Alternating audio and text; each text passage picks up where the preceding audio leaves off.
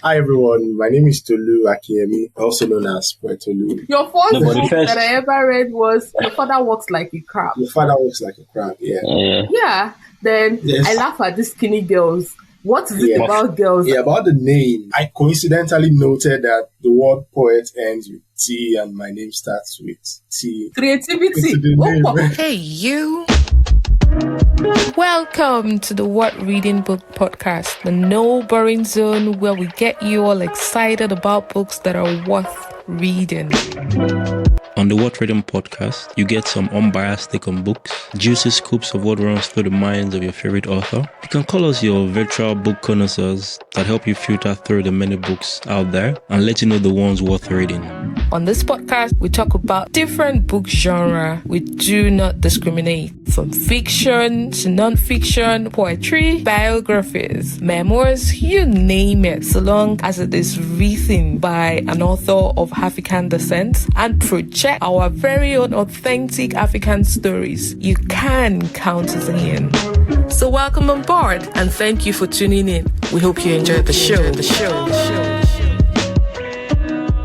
Hi guys. Hello everybody. It's episode 3 and I'm so excited about how far we've come. I hope it's not too early to be happy or to be jumping about and feeling that, oh yes, we already cracked this, But it feels so good to be able to have you guys back on the show with us. As always, my name is Tobi Enyade, and with me here is my bibliophile friend, Seyi. Hi, Seyi. How are you? Hi, Tobi. I'm doing very good. Okay. Now you're laughing. We'll put it aside for now.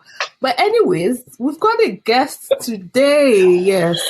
I think everybody really loved the episode 2, like the interview we had. If you missed out on that, just go back, just scroll a bit further down and check it out. But today is another episode. And of course, we've got a very special guest with us. Initially, right, I was thinking of reading his bio or profile, but I was just like, okay, this person needs no introduction in quote, if you're a bibliophile or if you are someone who loves poetry. So yes, I just gave you guys a hint, right? I'll just allow the guest to introduce himself. Yes, I'm putting him on the spot. Hi, guests. Please introduce yourself. Hi, everyone. Hi, Poetolu. You've done it. That's it. But we want to hear more. Tell us more. Who are you? Hi, everyone. My name is Tolu Akinyemi, also known as Poetolu. The famous Poetolu. No, I'm a Yoruba girl. We have to have some physics to this whole thing. We can't just have some adjective. But you're being humble. I would do all of that. You had your chance, you passed it on to me. So. No, don't worry. If Toby had a chance and passed it, I think I can introduce. So I can say my first encounter with Poetolu because I must have encountered him via his writing. So my first encounter with Poetolu was most likely in the very early days of Instagram. So yes, even before even before you get to find this page, you literally would have found his writings.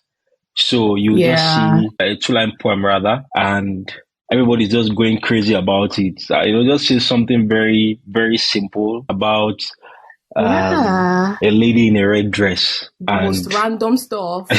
The most random stuff.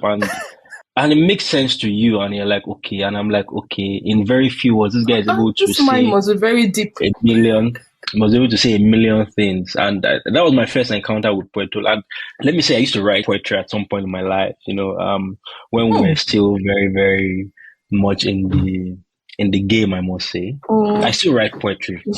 Full disclosure, I was a very active, poetry writer. And someone wanted to flatter me one day and said, and forwarded one of his poems to me and says, "This reminds me of your writings." And I quickly said, no, this guy is beyond me. So. I'm flattered.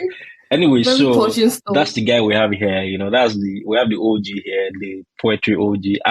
First, before you even introduce yourself, I'm just wondering how the use of Poetolu stock? Is it that you must have written 1,000 poems to some hearts, and the hearts were like, "Guy, you're badass. In fact, from this day forward, your name shall no longer be Tolu Akinyemi, but we'll simply call you Poetolu." So over to you. I'm still looking around for the person you guys are. Don't start. I can't recognize myself in these words. Well, I believe you, so thank you for that's something. It's very easy for you to just be doing things sometimes and you're not really paying attention to. You just feel like you're just doing your thing, and once in a while you get some kind of feedback and get some kind of accolades. Why are you for me? I'm going to harass you in this episode. But it's fine. Humility is fine. Humility is fine. I know you're a very humble person. I could go on and on at like Seyi as well to talk about the first time I encountered Poetolu and all of that, right? And there was one time recently I had to say like, wait, are you coy? Are you shy? It's like, oh my God. I know, but again, I'm just like, it's amazing what you've actually done for yourself. And it's part of the reason why initially I said that you need no introduction at all. If you're someone who loves literature, if you're a fan of good, simple poetry, the chances and odds that you would have stumbled on Poetolu's work are very, very high on Instagram. And so I feel you're one of those people that used a platform, you're one of those people that used like an unseemly platform, like an unusual platform to sort of like build your own audience and connect with them. And I feel, again, you kind of like bypassed all the gatekeepers or the usual people or the usual channels that you require for you to make your big break into like the literary scene or into, that particular genre you're known for. And so, again, it's a pleasure to have you here.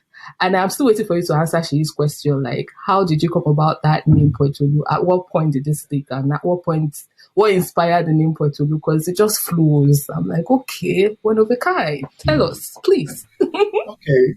Again, thank you so much. Like, you both have been very kind to me with your words. Yeah, about the name, I coincidentally noted that the word poet ends with T and my name starts with T as well. T as well. And I felt like, okay, why don't you just do this back to back and poetry talent, creativity. Creativity. Poetry emotion. There's nothing profound behind it. That was just. It is profound. Come on. I mean, deep. There's this pressure on. It's deep. Yeah.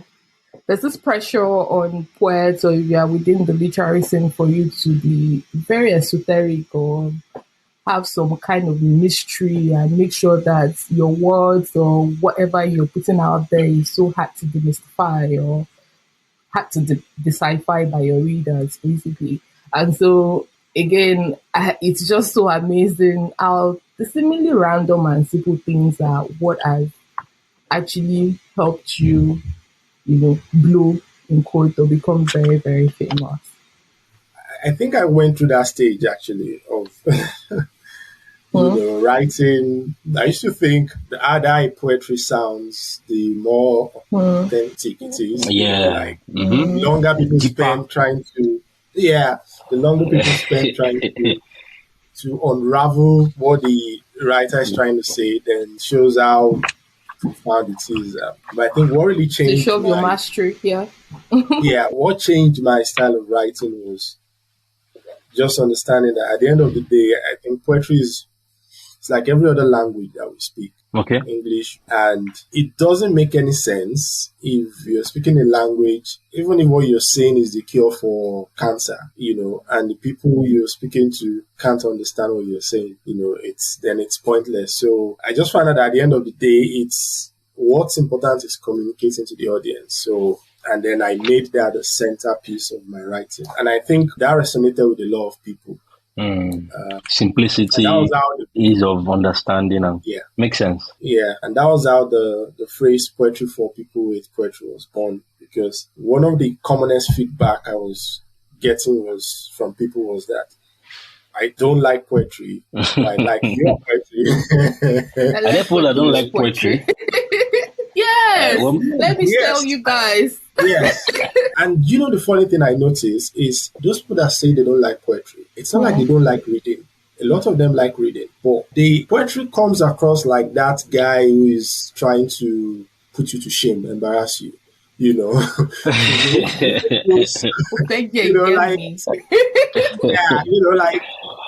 nobody likes to feel stupid. So when you're reading something and there's some profound meaning behind it that you're supposed to see and you're not seeing it, and it makes it look like you're the one that is, stupid. Nobody likes that, and I think that's what pushes some people away from. That is so true. Poetry, yeah, really true. Reminds me of West African verse that I read. I'm always very careful when I say we, because different schools must have had different syllabuses and maybe the times as well. So West African verse that I read then, and how poetry was so, save for a few poems, a lot of it was so tedious. Save for poems like Africa, my Africa. So you were an art student or science student? Well, what I were was you a science doing student, with? but we read it in my junior secondary school. So I think I read it in GSS2 or so. Yeah, so we had West African verse was one of the books that we were supposed to read. So I think I developed my interest in poetry then, but I never wrote. I only just liked the wordplay. So something interesting had happened prior to me getting into secondary school. So we had this summer school between primary and secondary school.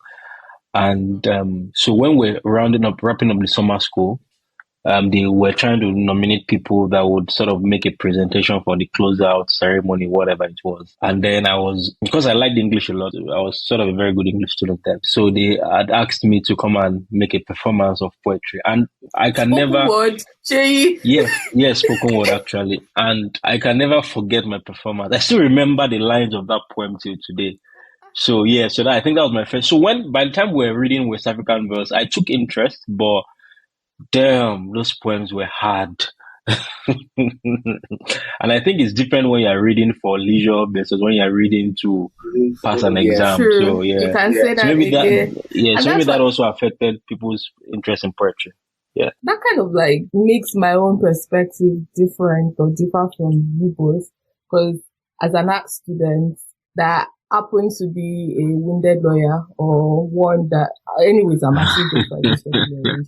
But as someone who stumbled on English studies in our uni days and had to make something out of it, and this is just giving me deja vu of those moments during my Lit 201 classes, and we had to actually study literature for academic purpose, and you are exposed to Shakespearean poetry. And I remember, I don't know, my books are back at home, but I remember there was this William Shakespeare collection like that, and those sessions or the classes, I only end up sleeping on. But everything they're saying just never stuck. It was just always there. What is all this? And of course, our lecturers were people that were enamored by the idea of, being able to find deep meanings or, be the interpreters of what Shakespeare was trying to say or any of these poets were trying to convey.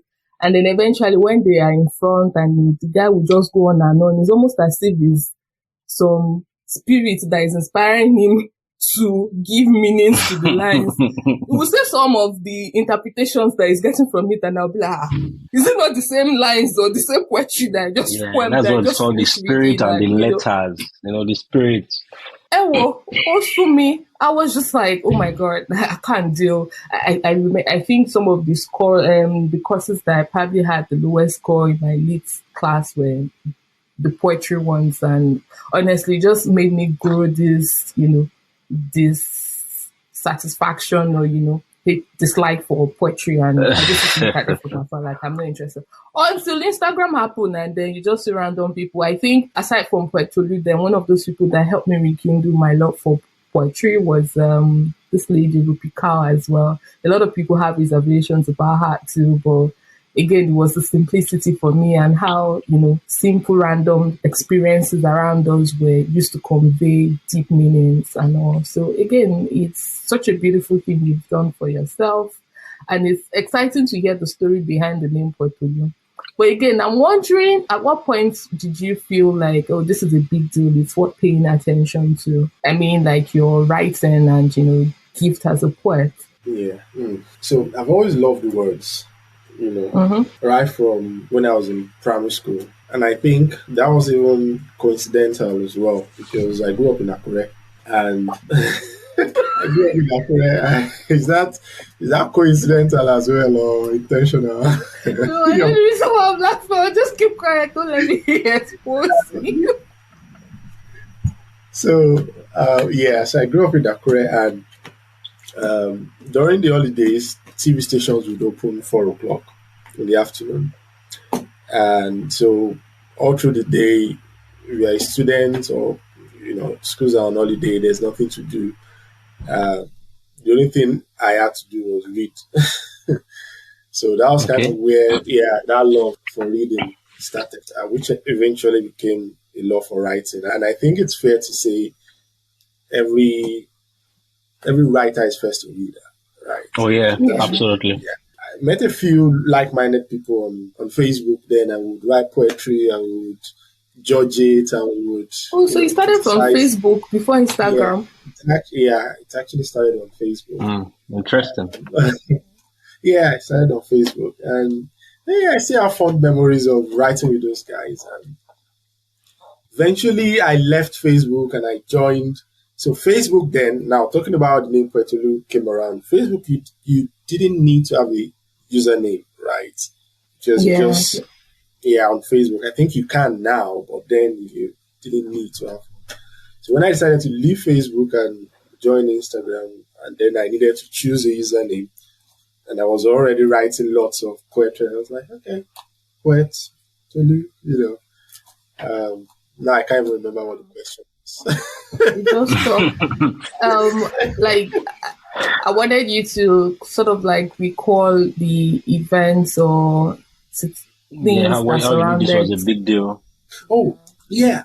So I think I knew it was a big deal. I mean, so it started with a love for writing. That was just me doing something I was enjoying. But I think I knew it was something worth paying attention to when I changed my style of writing, or I was more intentional with my writing. Like I said earlier, at first I was always trying to write in a profound way that, people would have to grab a dictionary and side by side beside the poem, and, because I thought that was what made good poetry. But at some point I realized that I had to boil down the components of my poetry to 3 things. Simplicity, based on how people engaged. Because then when I would write those kind of poetry that were obscure, I would write it, I would post it on Facebook, and nobody would comment. Few people would like it. Or someone would just leave a comment and say, nice one. And I'm like, nice one. Thumbs up. I could tell they didn't really understand what they wrote. When you're writing rubbish, and you're getting nice one. Go and reevaluate what you're putting out a bit. Thumbs up. Yeah, so after I became more intentional, I began to write more simply, like simple, relatable. I started writing about things that happened around me, that when you're reading it, there's a very high chance it's something that has happened to you, or that someone that something like that has happened to. So simplicity, it's been relatable, and then the last thing was humor, and I think the humor was a big deal as well. Humor is a universal language, and part of that, after making it simple and relatable, by infusing, regardless of what topic I'm writing about, by infusing some humor into it, it makes it even more relatable to people. Exactly. And then when I started doing those things, the thumbs up and the nice one stopped and developed into, oh, I remember this happened to like some, like people were now giving more detailed responses to the writings, and that was a sign that, okay, this is going in a good direction. And I was enjoying it, and the more I was writing, the more it seemed people were enjoying it, and I just started doing more of it. And I think I moved to Instagram after I wrote my first book, which was actually an encouragement from people, because then people would be like, oh, you should write a book. And I'm like, book? People kept saying it, and yeah, that came about. But I think it all started with a switch in my approach, and more people began to relate to my writings, and that was when I knew, okay, there might be something here. Would you have stopped writing if people were not get positive feedback or positive feedback? Yeah. Yes or no? Was it the feedback that spurred you on? I think it plays a major role because it tells you that you're doing something. So it's like a comedian, right? And this is a very good example. So if you are a stand-up comedian and you're on stage, if it's a dead joke, walking, right away, because you know from the feedback, the instant reaction of the audience. So, and sometimes you might have planned, I'm not a comedian, but I know that's how it works. You have planned your set. But based on what the feedback you're getting from people, you can tell that, okay, I need to tweak this a little bit, and then you go this way a little bit, and then the feedback increases, and then you're like, okay, this is working, and then you start going in that direction. Although there's a chance that some of the guests are people that go back home to laugh.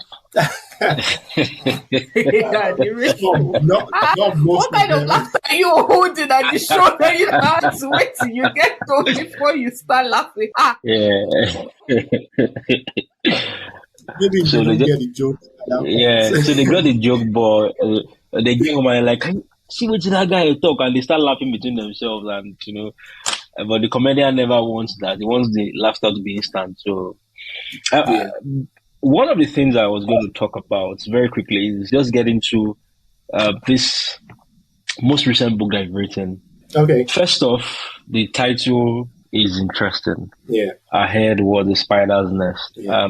Many times I try to be fox deep, right? So I tried to form as if I'm deep. And so when I saw the cover, I was like, what could this mean? But it was lyrical, right? until like maybe went through the book, and then I saw, there was a particular poem that actually, the title came from. What were you thinking of when you decided that, this is the title I'm going to... Because there are also very, very interesting themes that you covered in the poems that you wrote. 100 pages of very, very interesting and very dynamic poems. So why this title?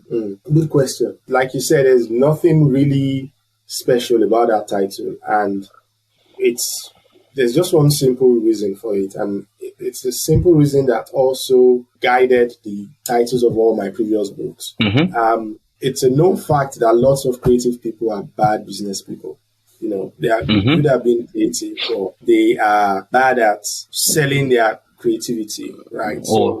Anytime I'm writing a book, I'm not just imagining the book in the hands of the reader. I'm also looking at the process or the stages between the book leaving my hands and getting into the hands of the reader. So at some point, that book has to sit on a shelf in a bookstore, or, and the way I'm looking at it is I want to have a title, and not just a title, a cover design that grabs someone's attention. So there are 50 books on the shelf, and a random potential buyer is browsing through. I want the title of the book and the design of the cover to draw their attention, if that makes sense. So we say don't judge a book by its cover, but that's what we do all the time. That's literally what we do.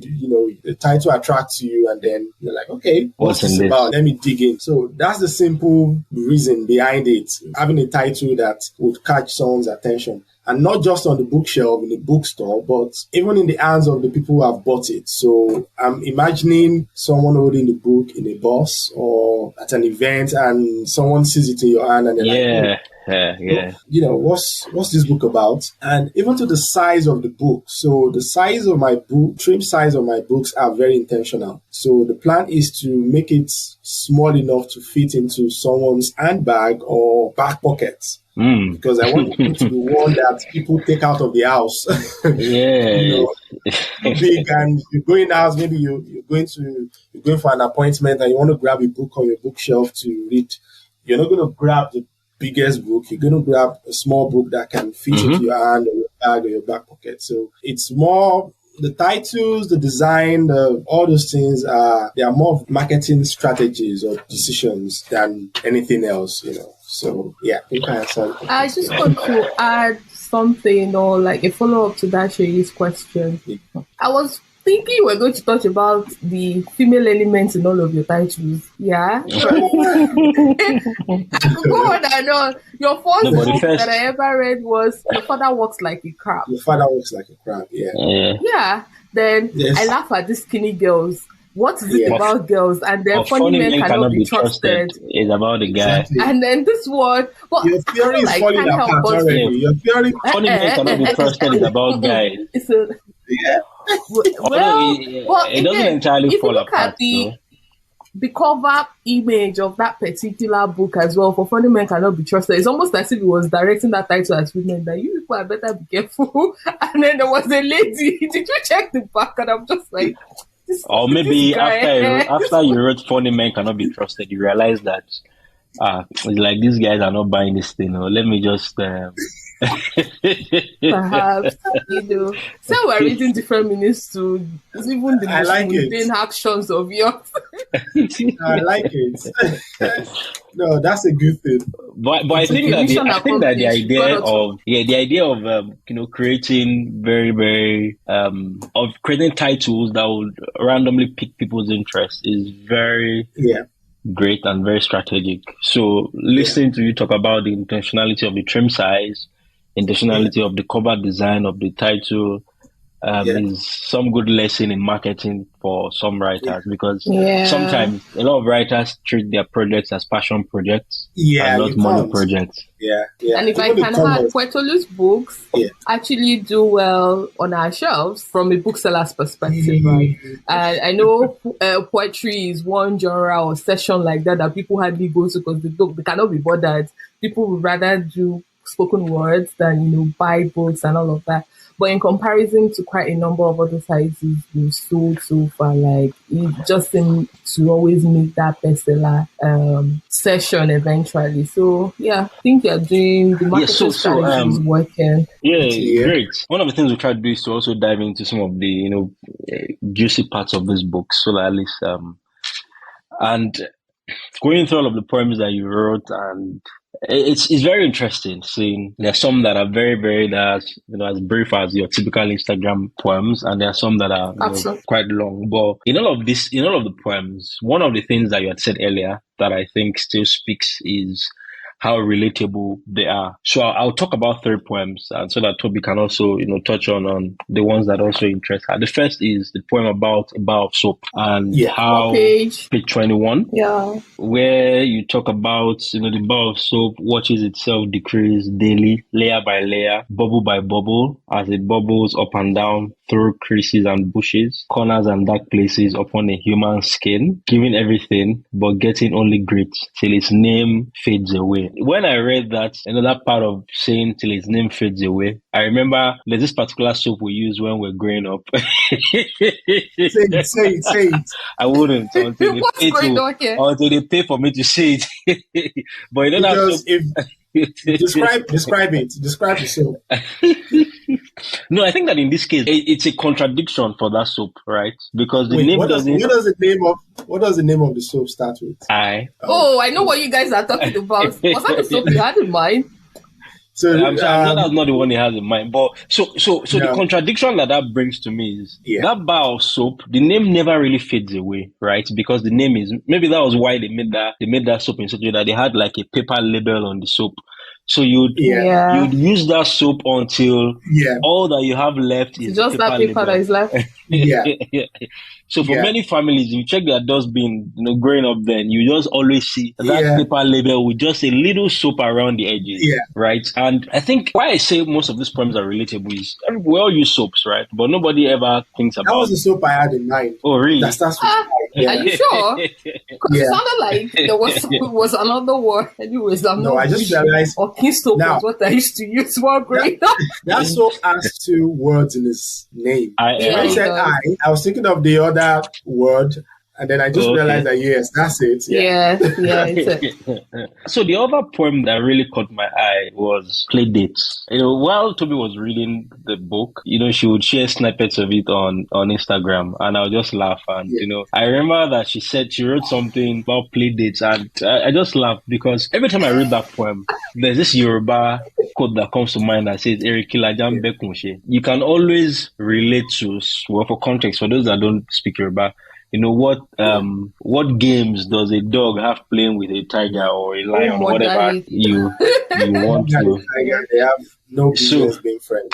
So but in this case, it's a dog and a chicken, right? So I have a dog, and my dog once killed a chicken, right, and ate it into pieces. Oh my God! And so when I read that poem, I really could picture it. The dog and the chicken playing, and they would go in and out every day until it was, Do you want to read that poem? I think it's a short one. Yes, I will read it. I'll read it. Well, yes, Toby, you can go ahead to read it. Okay, so every night the chicken played with the new dog like old friends, taking turns laughing, hugging, leaping at trees across lawns, under a bush, out of sight. Last night, the dog re-emerged sober, the chicken dangling in a cloud of feathers. Playdates are over.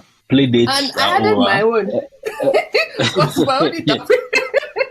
On my Instagram story, what I wrote after reading it was like, may we not befriend our enemies though? And show you boo. And I added me. If you know, you know, because again, it was so profound and it just conveyed a very deep meaning. You dive in deeper and closely into what Poetolu was trying to say. But really, what inspired that? Like, it's just like, we hear that saying, like, lyrical jambe kunshi and all of that, but everybody that reads this particular short poem gets the message. I remember I got so many DMs afterwards and everybody was like, what book is this? And it got them really intrigued and they wanted to know more and everybody could relate. And, I almost always feel whenever I'm reading your poems that it's almost didactic, like you're trying to pass on a lesson, like moral lesson at the end of maybe CRS or that kind of a thing. But don't let me think. Or have you killed? Or have you been a dog that has killed many? Or have you been a dog that has killed many chickens? Oh Lord! Epic question. Stop. Good question. Good question. Good question. So you said something. You said when I write in a way and people end up getting the message. But I don't think people end up getting the message. Because, I always have a message in mind, but I've found out that people end up finding other messages in these poems that I'll admit I wasn't even thinking about, right? Like, I've had poems that I wrote, I was thinking about. So someone came to me, I was like, that poem you wrote about domestic violence. I was like, what? Which poem did I write about domestic violence? And they were like, this XYZ. And I was like, actually, you could see it that way. But that wasn't what I had in mind, So what I had in mind when writing that poem was about a breakup in a relationship, two people who are not compatible. It's a correlation. So breakfast and domestic violence. No, I'm talking about the play dates poem now. Oh, really? Yeah. So that was what I had in mind, and there have been other interpretations that other people have given to it. But what I had in mind was, so if a dog and a chicken wants to be friends, because of the nature of dogs, it makes it difficult. And just like you said, that Yoruba proverb, like even when they want to be friends, it's hard because dogs eat chickens. So even when the dog thinks dogs eat chickens. So that was why I asked that. Or have you been a dog that's eating chickens? But let's not go there.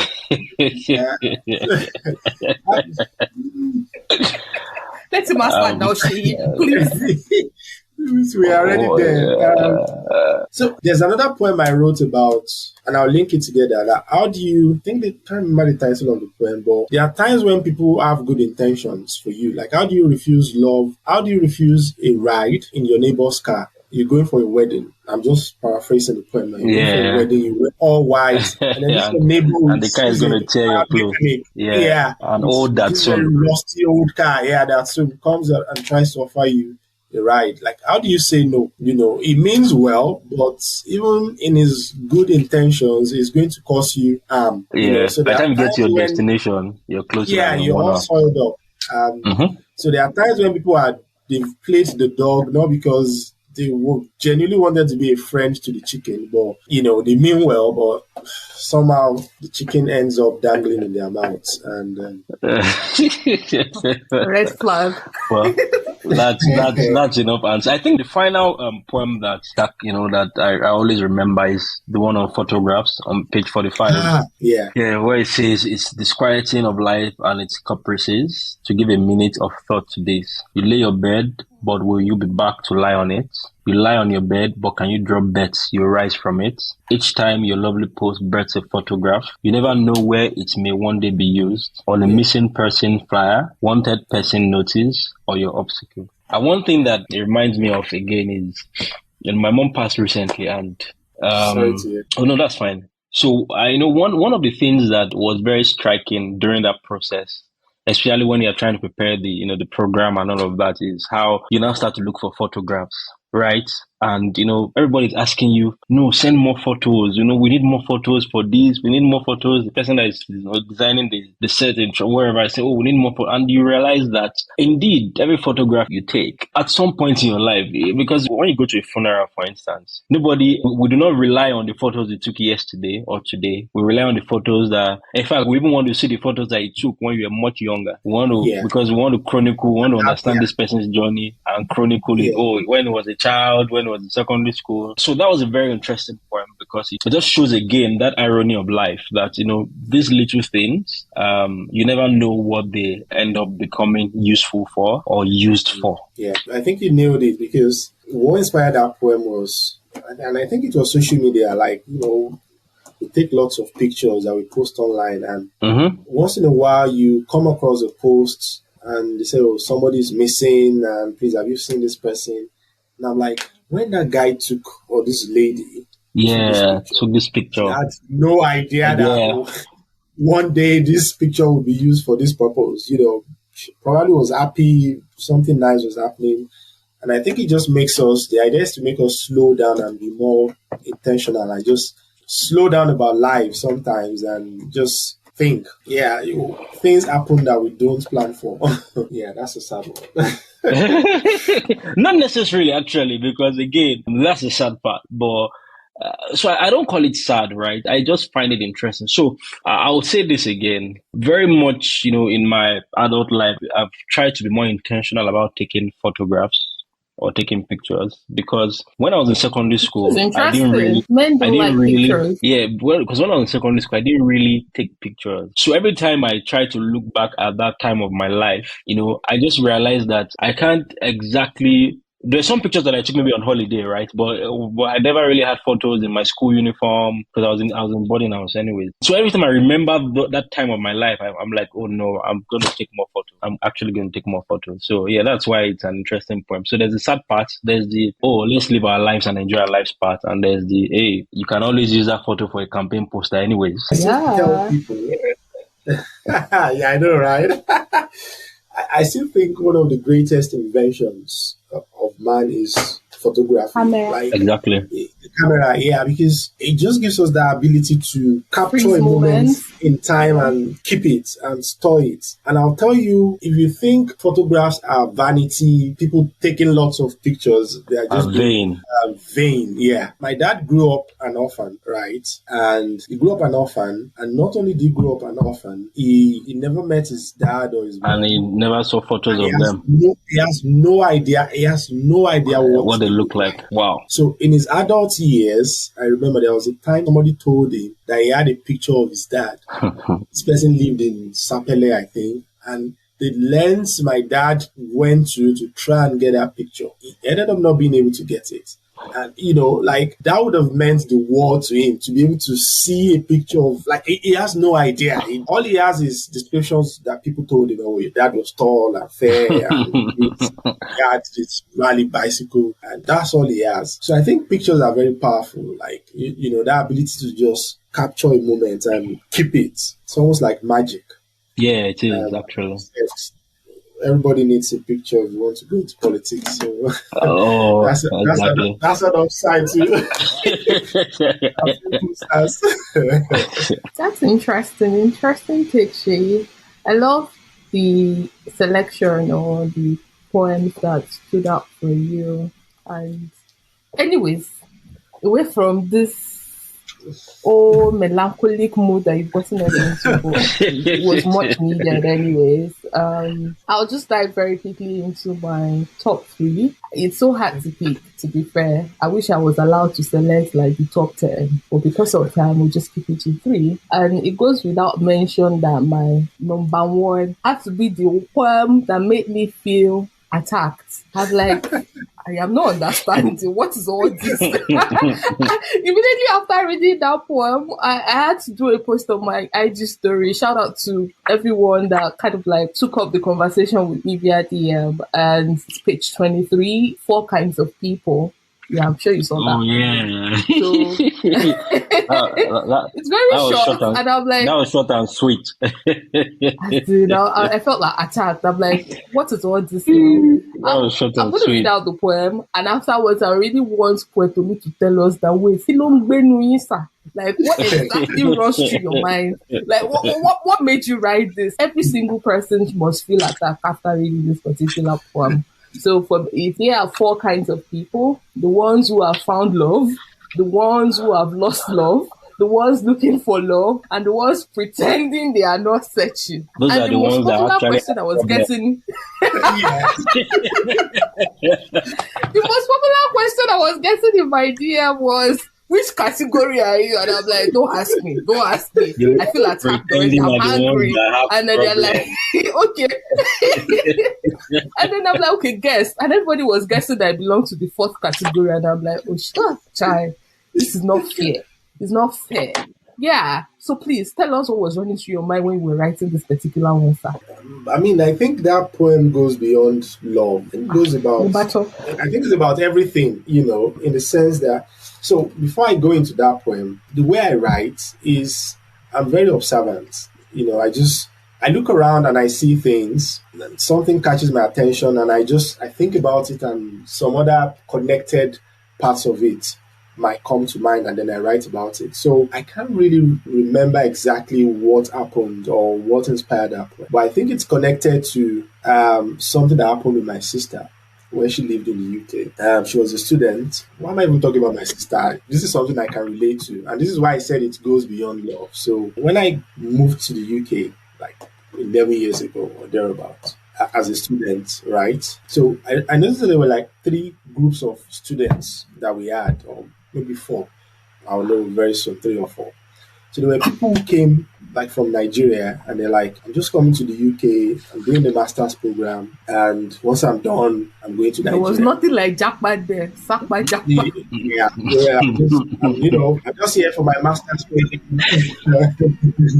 I'm just here for my master's program. Once I'm done, I'm going my fire. I remember I had a friend then. She said, my friend, this girl she didn't like the UK. She just wanted to do her master's and just go. She did not want to stay. So that's the first group of people. Then there was a group of people that they never want to put foot on Nigerian soil again. So they came in, and as soon as they came in, they're asking people, goodbye, Nigeria. After I finish my master's, how do I stay here? How do I get a job? I don't. How do I get a job? What do I do? And they were not ashamed to speak to anybody they met or anybody they meet, about their plans to live in the UK. And then there was a third group of people that also had no intention of returning to Nigeria anytime soon, but they were not honest about it. So when they're talking to people, they would mask that intention and act like, I don't really care. If I get a job, I'll stay. And if I don't,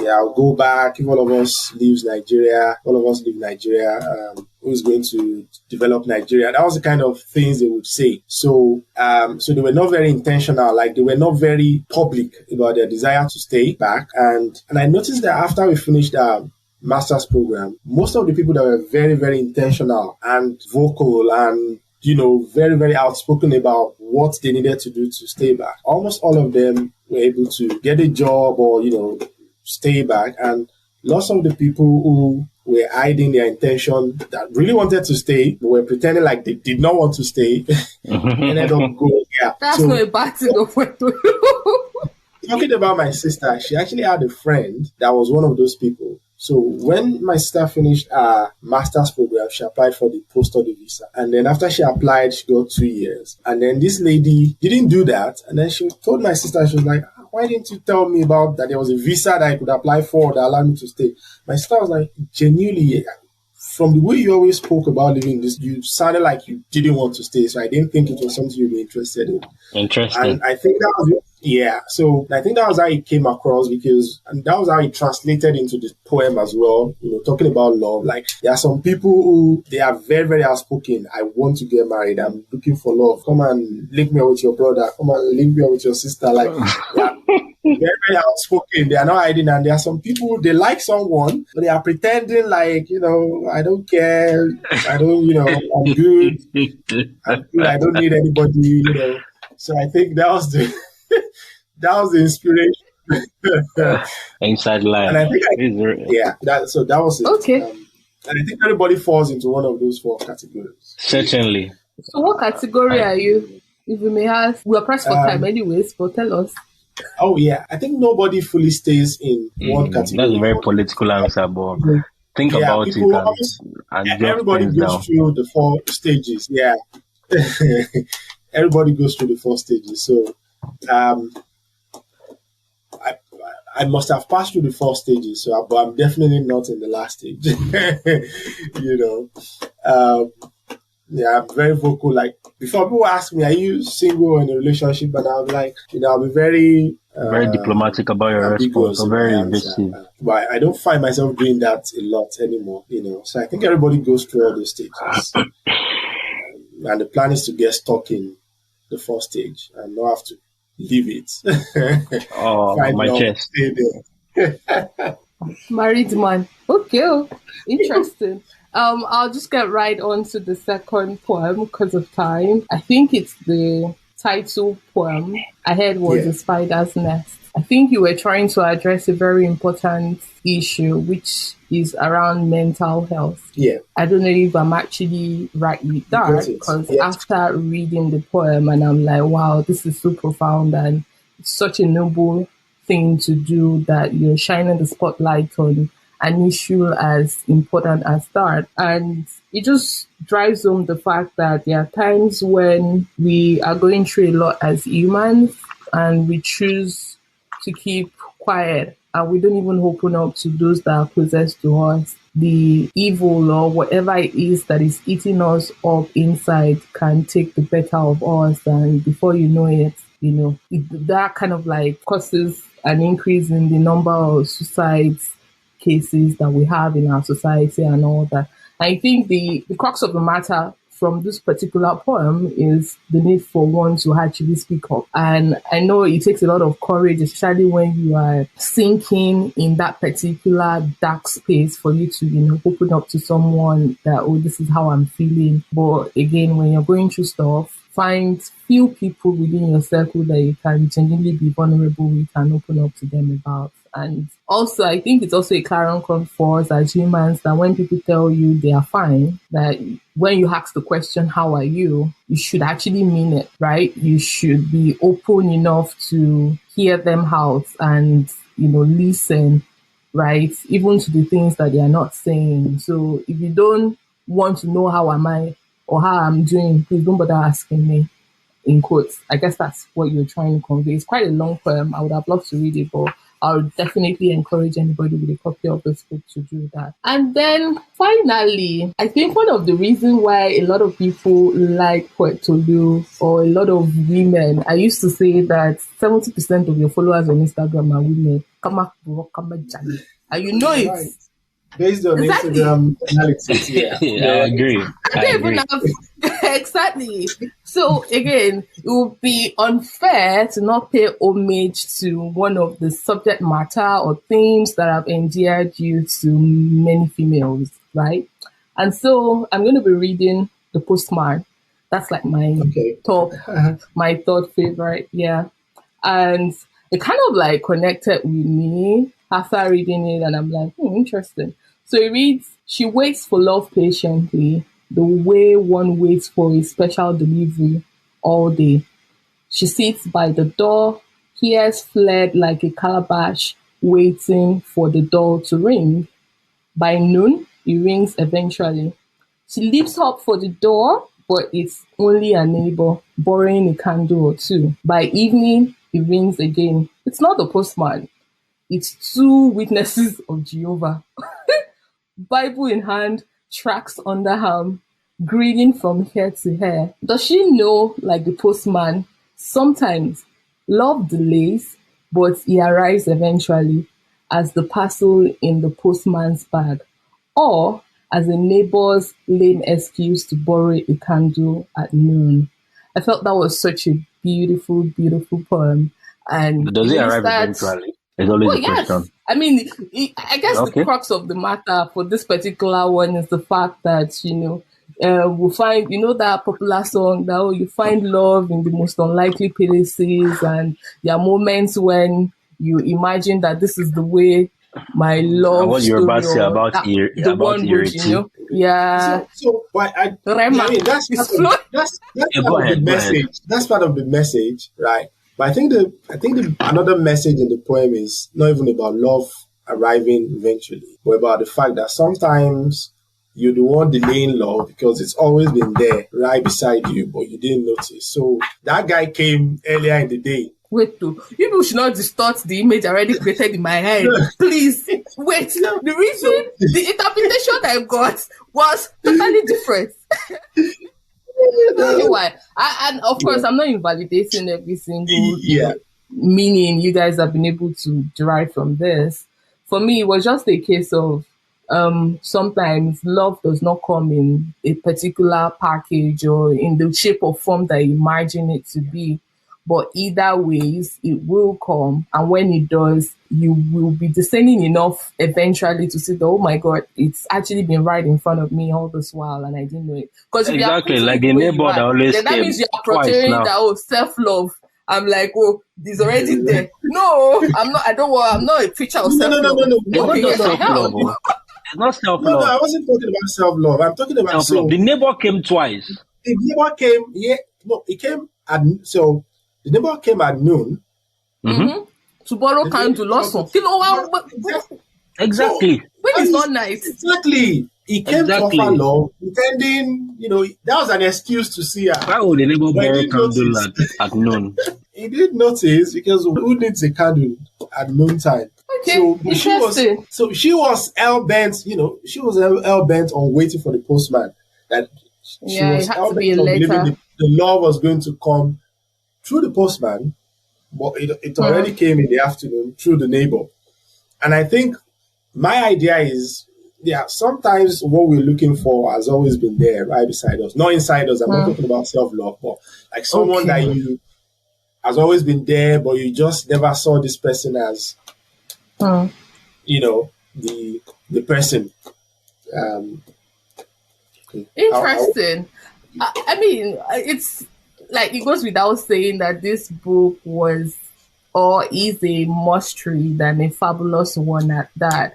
I mean, as simple as it is, we all could begin to pick different, interpretations to it. And I'm not sure every poet successfully delivers on that particular element in every of their work. And so, Seyi, can you tell us, please, why this book is worth reading in less than 60 seconds and how many stars you would rate it?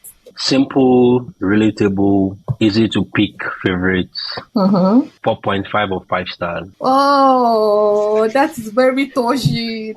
Oh, wait, to stop me dramatic, please. Yes. Well, I Yeah, mean, very- he actually deserves a 4.5, to be honest, and I seconded. It's that good, and I honestly feel it makes for a great conversation. It kind of like speaks to you. There's always one that would tug at the strings of your heart if you take time enough to read it. It's a book that I would keep right beside my bed because I know on gloomy days or moments when I just want something that would help me kickstart some kind of reflection. When I pick it up and I read, even if it's just one poem, then it would, in quotes, minister to me. There's one deep meaning or something that would lift me or, help me make sense or meaning of whatever it is that I'm going through. So I really want to thank you, Poetolu, for this beautiful, beautiful body of work. I hope that the source, the place that, or the source of the inspiration or wherever this stems from never runs dry, and that your followership continues to grow irrespective of whatever Instagram algorithm is doing to everybody, and that your book continues to be a bestseller and appeal to people who actually hate poetry. If you're curious to want to know where to grab copies of Our Head Was a Spider's Nest, please feel free to reach out to Roving Heights. They're on Instagram. You can reach them across socials, or you can decide to walk into any of their bookstores across Nigeria. I'm also very much aware that the book is available on Amazon. So please, if you're in other parts of the world, you definitely want to grab a copy.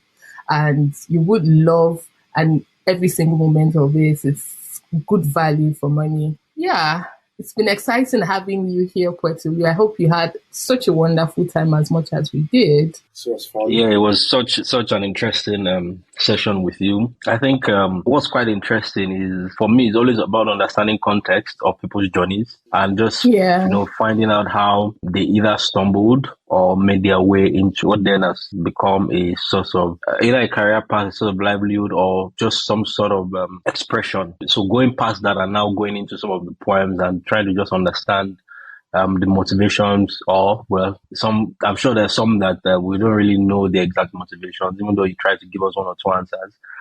But thank you very much for the time. Really, it was such a good time. Thank you so much, Toby. Thank you so much, guys. It's a pleasure. Thanks for having me. Yeah. That's it from us on this episode. We want to thank every single person for tuning in. Please feel free to send us your feedback, hit us up on Twitter, on Instagram, or you can feel free to send us an email as well. And please don't forget to subscribe. Tell a friend to please listen in. It would go a long way in, boosting our morale and, us going at this. So thank you guys. Till next time. Cheers.